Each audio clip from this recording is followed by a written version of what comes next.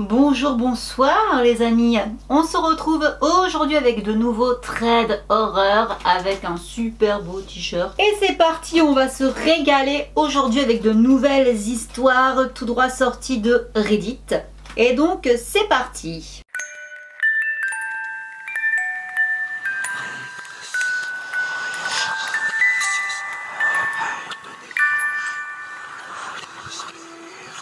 Donc là nous sommes avec une jeune fille que nous allons appeler Clara. Donc Clara nous raconte une histoire qui est un souvenir assez angoissant qui lui est arrivé il y a quelques années. Elle habitait depuis peu avec son petit ami dans une assez grande ville, elle précise pas. Et elle nous dit qu'elle passait relativement ses journées seule de 8h à 19h pendant que son petit ami travaillait pendant donc ces horaires-là. Du coup, elle, pendant ce temps, un petit peu la vie de femme au foyer, elle faisait les courses, le ménage, bref, elle s'occupait un petit peu de la maison, tutti quanti. Et un jour, elle voulait faire un gâteau, mais il lui manquait un ingrédient. Elle savait que tout près de la maison, il y avait un petit commerce asiatique, elle nous précise, et du coup, elle s'est dit, bon, bah, je vais aller chercher l'ingrédient qui me manque pour faire mon gâteau. Donc, elle sort de immeuble avec un interphone, tout ça, bon, bref, l'immeuble, a priori, assez sécurisé, et elle marche environ 5 minutes pour donc atteindre ce fameux petit magasin. Elle nous précise que le magasin était vraiment tout petit, c'était vraiment une mini supérette quoi, genre un petit épicier où on ne pouvait pas être plus de 8. Il y avait juste un genre de couloir, une allée centrale en fait avec voilà, tous les articles qui étaient là, c'était un peu le fouillis, donc voilà, vraiment on imagine très bien, on connaît tous, je pense, un tout petit épicier. Donc elle fait le tour du rayon pour chercher son ingrédient, et là elle passe devant un autre client donc dans ce magasin, qui était un homme assez grand mais qui se tenait immobile. Bon, en soi le type il est là immobile en train de regarder, donc bon, elle fait pas attention quoi, elle passe devant lui et elle continue à farfouiller un petit peu pour trouver ce qui lui manque, mais elle commence quand même à sentir une sorte de malaise. Elle avait l'impression que ce type là il l'observait. Du coup bah elle se retourne vers lui et effectivement cet homme est en train de la fixer. Bon, même si ça la met carrément mal à l'aise, elle décide de, bon, pas calculer, faire comme si de rien n'était et de continuer à chercher son truc. Les minutes passent, elle trouve pas ce qu'elle veut, en plus c'est un peu en train de la stresser de sentir ce gars qui l'observe. Du coup, vous savez, quand vous êtes concentré sur un truc et qu'il y a quelque chose qui vous perturbe, bah, du coup vous voyez même pas ce que vous regardez quoi. Du coup elle était en train de chercher sans trouver, en fait elle voyait même pas concrètement ce qu'il y avait devant ses yeux, tellement que c'était en train en fait de la déstabiliser. Du coup elle décide de lâcher l'affaire, de sortir du magasin, elle dit au revoir à la vendeuse et elle sort dans la rue pour rentrer chez elle. Mais elle sent qu'il y a un truc qui va pas, elle se sent encore observée et là elle se retourne et elle voit le fameux client bizarre du magasin qui est également sorti du magasin et il se tient à ce moment-là à l'entrée du petit commerce. Du coup elle poursuit sa route, elle se dirige vers son immeuble et du coin de l'œil, elle voit qu'il la suit. Là, on va dire que c'est un petit peu la raison qui essaie de prendre le dessus sur la paranoïa. Elle se dit non, vas-y, peut-être que lui aussi il prend la même direction, c'est un hasard. Voilà, faut que je me détende, c'est bon quoi, je continue, je rentre chez moi, il se passe rien. Mais elle accélère le pas. Elle accélère quand même le pas et elle marche de plus en plus vite et elle se rend compte que le type accélère aussi le pas. Donc là, ça devient quand même très suspect. Elle commence à paniquer, du coup elle se dépêche d'arriver devant son immeuble, elle sort son badge pour le mettre donc, vous savez, devant le petit truc noir là pour activer l'ouverture. Elle passe la porte et elle la referme aussitôt. Elle n'attend pas, vous savez, quand vous rentrez généralement vous poussez la porte, après la porte voilà, elle se referme toute seule et on entend le petit clic qui prouve que la porte elle s'est bien refermée, que le mécanisme s'est mis en route. Là elle n'a pas attendu, elle est rentrée, elle a claqué la porte elle-même pour justement activer cette sécurité au plus vite. Et le temps qu'elle fasse ça, en fait le type s'est carrément collé à la porte vitrée. Et il avait sa main sur la poignée de la porte. Donc en fait j'imagine que du coup elle le voyait. Et là elle le voit s'exciter sur la porte, essayer de forcer la porte, de la pousser pour l'ouvrir. Donc là elle s'est dit c'est bon, je suis sauvée, il lui faut un badge maintenant pour rentrer. Et elle le voyait à travers la vitre en train d'essayer de tirer sur la porte quoi, vraiment pour... il voulait vraiment rentrer quoi. Et là d'un coup il arrête de tirer, il la regarde avec un sourire, mais genre le sourire malsain, le sourire du pervers quoi, du tordu, comme si que quelque part il jouissait de sa peur. Et ça a marché, elle a recommencé à flipper, là elle était soulagée, elle s'est dit c'est bon, je suis hors de danger. Mais non, ce regard et ce sourire, ça l'a replongée dans l'angoisse. Et à ce moment-là, elle voit qu'il commence à toucher toutes les touches de l'interphone, à appeler en fait n'importe qui pour que quelqu'un lui ouvre. Malheureusement, on a tous des fois un voisin qui comprend rien et qui se dit bon allez, il a dû se tromper, vas-y j'ouvre. Du coup là, elle se met à tracer, elle prend les escaliers les plus proches et elle se met à courir pour grimper jusqu'à son étage. Et au moment en fait où elle pénètre dans la cage d'escalier, elle entend le déclic de la porte. Donc ça veut bien dire que quelqu'un a ouvert la porte à ce type. Donc là, c'est plus qu'une question de secondes. Il faut absolument que Clara se dépêche de rentrer chez elle. Et surtout, qu'il ne voit pas le numéro de sa porte, dans quel appartement elle entre. Qu'elle se met à courir de plus belle. Elle arrive enfin devant sa porte. Et là, elle entre et elle claque la porte. Elle laisse ses clés dans la serrure. Et là, elle essaye de se calmer, de reprendre sa respiration pour écouter justement si... s'il est là, s'il est monté au même étage qu'elle, s'il rôde dans le coin, tout simplement s'il a vu où elle habitait. Elle a pris garde d'allumer aucune lumière pour qu'il n'y ait même pas un filet de lumière sous la porte. Et elle a attendu. Elle l'a entendu qui passait devant son palier. Elle a retenu sa respiration histoire de faire vraiment aucun bruit. Et il est reparti. Après ça, heureusement pour Clara, elle ne l'a jamais revu, elle n'est également jamais retournée dans ce petit commerce. Et malgré le fait que cet incident se soit passé en plein jour, ça reste le moment où elle s'est jamais sentie autant en danger. Et voilà, écoutez, moralité, il n'y en a pas, si ce n'est que voilà, à des moments, faut un peu s'écouter. Et c'est marrant cette histoire, enfin c'est marrant, non c'est pas marrant, cette histoire me rappelle grandement quelque chose qui m'est arrivé. Bon là pour le coup, c'était pas en plein jour, c'était en pleine nuit. J'étais chez un ami. D'ailleurs, je le maudis un petit peu quand j'y repense parce qu'au final, je trouve qu'il aurait dû me raccompagner chez moi parce que je suis partie de chez lui, il devait être à peu près 2 h du matin. Et en fait, je devais passer par un boulevard qui était assez animé, mais assez mal fréquenté également avant d'atterrir vraiment dans mon petit quartier à moi qui...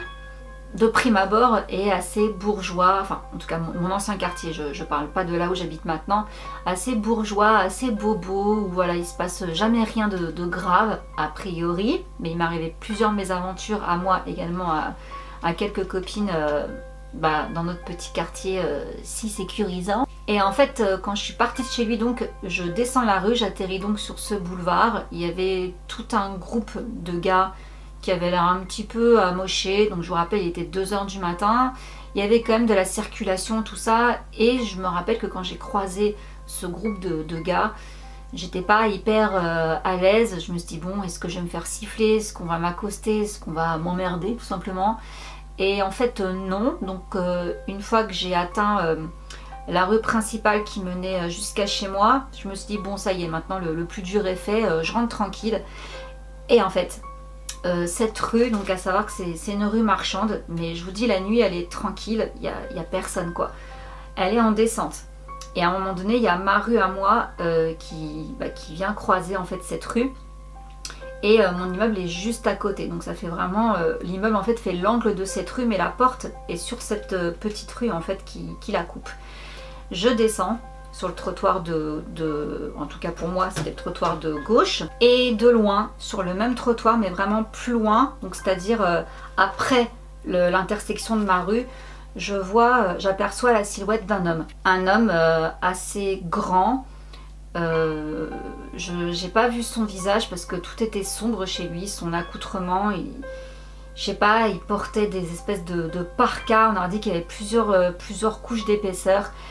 Et là, je sais pas pourquoi je l'ai senti. Je me suis dit, je suis toute seule, c'est le seul type qu'il y a dans la rue à cette heure-ci. Il marche de manière un peu bizarre. Je le sens mal, il va se passer un truc, au moins il va me parler, il va y avoir un truc. Je l'ai senti. Du coup, je me suis dit, en fait j'ai vite calculé dans ma tête, je me suis dit, il faut que j'arrive dans ma rue avant que lui, il arrive également dans ma rue. Du coup, j'ai commencé à accélérer le pas. Et il m'a vu. Il m'a vu et effectivement, ça n'a pas loupé, il m'a dit quelque chose, j'ai pas compris ce qu'il m'a dit, en fait il m'a baragouiné quelque chose.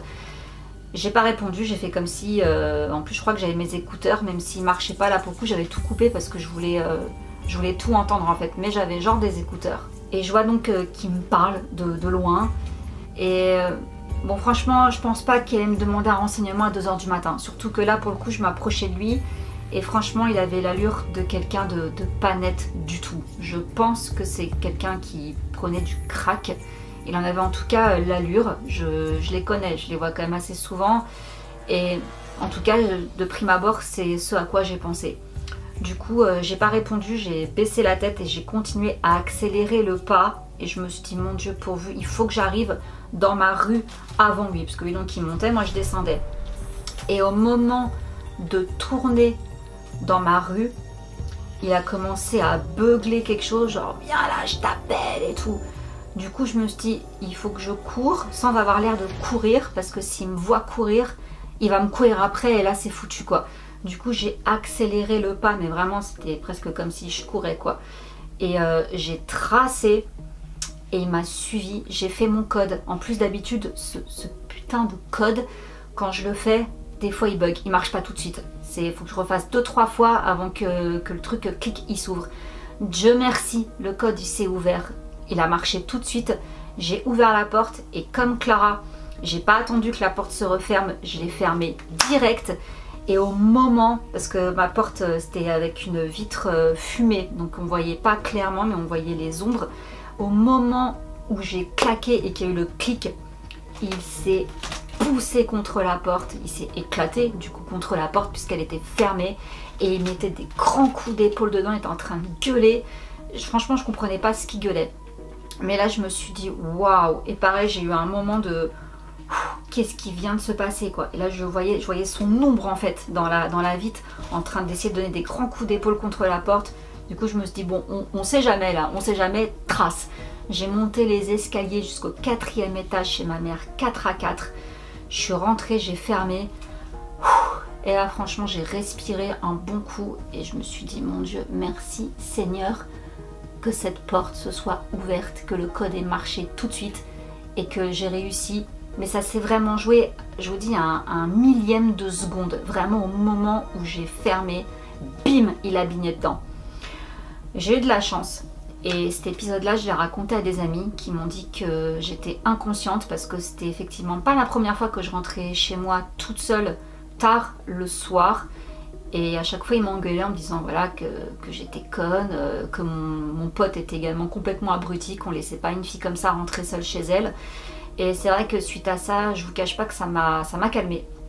Malgré les histoires de mes copines, tout ça, c'est vrai que on a beau entendre ses copines raconter leurs mésaventures, parce que j'ai une copine qui s'est fait agresser devant chez elle, et là c'était vraiment abusé. Parce que le Uber l'a déposé devant. Non, c'était même pas un Uber, c'était un pote à elle qui l'a déposé vraiment devant sa porte. Mais en fait, il y avait un chantier devant avec, vous savez, les petits baraquements pour les toilettes des ouvriers. Et du coup, il y avait 2 gars qui étaient cachés là. Du coup, quand elle a fait signe à son pote, c'est bon, je suis devant ma porte, tu peux y aller, il est parti. Et au moment où elle a tapé son code, là, les 2 gars lui sont tombés dessus. C'était des jeunes, à peu près 17 ans, ils étaient en vélo. Donc c'est vraiment dingue que personne les ait vus. Et en fait, il y en a un qui lui a arraché son collier et l'a plaqué contre sa porte. Et là, réflexe d'autodéfense, elle lui a mis un grand coup de genou dans les testicules. Et en fait, ils ont été choqués tous les deux. Ils s'attendaient pas en fait à ce qu'elle riposte. Et du coup, elle a couru. Elle est partie dans une autre rue, elle a couru. Et en fait, elle est partie se réfugier dans l'immeuble d'une copine. Donc elle connaissait le code et elle est restée là pendant au moins 2 heures, elle osait même plus sortir parce que la copine du coup avait déménagé entre temps, mais c'était encore le même code. Donc voilà, mes aventures dans notre joli quartier. Il y avait aussi une fois un type, pareil, je rentrais encore toute seule de soirée et j'arrive donc dans cette fameuse rue pour descendre et là il y a un type qui se met à mon niveau et qui commence à me parler. J'accélère le pas, je réponds pas et il continue à me parler dans une langue que je ne comprenais pas. Et je sentais encore une fois aussi que c'était pas un renseignement qu'il me demandait. Il me parlait et il avait une tête vraiment chelou. Et là j'ai vraiment eu de la chance parce que je me suis dit mais comment je vais m'en défaire? Parce qu'il est en train de me suivre en fait là, enfin c'est même pas qu'il me suit, c'est qu'il est à côté de moi. et il me parle et il me regarde bizarrement et je sais qu'il sait que je comprends rien à ce qu'il me raconte, il le fait exprès donc. Et là, j'ai eu une chance inouïe, c'est que j'ai vu un taxi arrêté en plein milieu de la rue. Du coup, j'ai été vers le taxi et en fait le gars, dès qu'il a vu que je me dirigeais vers le taxi, il est parti en courant dans une autre rue. Donc preuve que mon instinct était bon, le gars me voulait vraiment du mal. Et du coup j'étais voir le taxi, il était arrêté, je sais pas pourquoi il n'avait pas de passager avec lui, je sais plus ce qu'il faisait.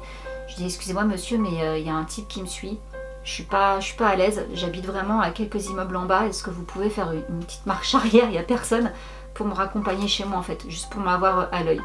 Le mec direct il m'a dit mais pas de souci et il a fait une marche arrière avec moi, je marchais à côté de lui jusqu'à ce que j'arrive à l'intersection donc de ma rue et il a regardé que je sois bien rentrée complètement dans l'immeuble. Je fais un signe de la main, j'ai claqué ma porte. Je te bénis taxi, je ne sais pas qui tu étais ni rien, je me rappelle même plus de ton visage, désolée, mais comment je te bénis d'avoir été là ce soir-là. Donc voilà, pour vous dire, j'ai eu de la chance ces 2 jours-là. Je vous raconterai si vous voulez d'autres anecdotes qui m'est arrivée la nuit toute seule parce qu'il y en a. Je suis une adepte des... Je me retrouve seule dans la nuit, je suis conne, je suis inconsciente. Donc ouais, si vous voulez, je vous raconterai d'autres anecdotes qui m'est arrivée le soir, tard, à l'étranger même. Parce que je vous dis, j'étais une jeune, très jeune, assez inconsciente. Mais voilà, je voulais vraiment vous raconter ces 2 petites choses qui me sont arrivées parce que pour moi ça fait écho par rapport à l'histoire que je vous ai racontée. Et tout ça en fait pour conclure que, comme je vous disais, enfin que je voulais vous dire, c'est pas forcément là où il y a le plus de monde finalement qu'on risque le plus. Le pire, c'est vraiment en fait les petites rues qui justement ont l'air calmes. On se dit mais non là ça va. Bah non justement, parce qu'au final, même si c'est sur un boulevard où il y a du monde, quelque part quand même, parce que maintenant en tout cas c'est ce que je me dis, même si les têtes n'ont pas l'air très accueillantes, les gens ont l'air un peu bizarres, il y a quand même du monde, il y a quand même du passage. Quelque part c'est plus rassurant de se dire peut-être que là si je me fais agresser, quelqu'un peut réagir ou intervenir.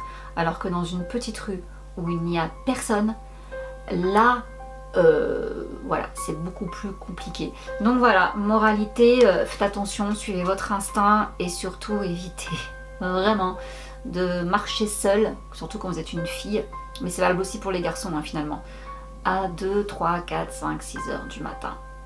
Voilà, je vous fais plein de gros bisous, j'espère encore que cette vidéo vous aura plu, donc si c'est le cas, petit pouce comme d'hab, lâchez également l'abonnement, enfin non, lâchez pas l'abonnement, mais au contraire, abonnez-vous, compris. Et on se retrouve très vite pour d'autres vidéos d'horreur. Bisous, ciao!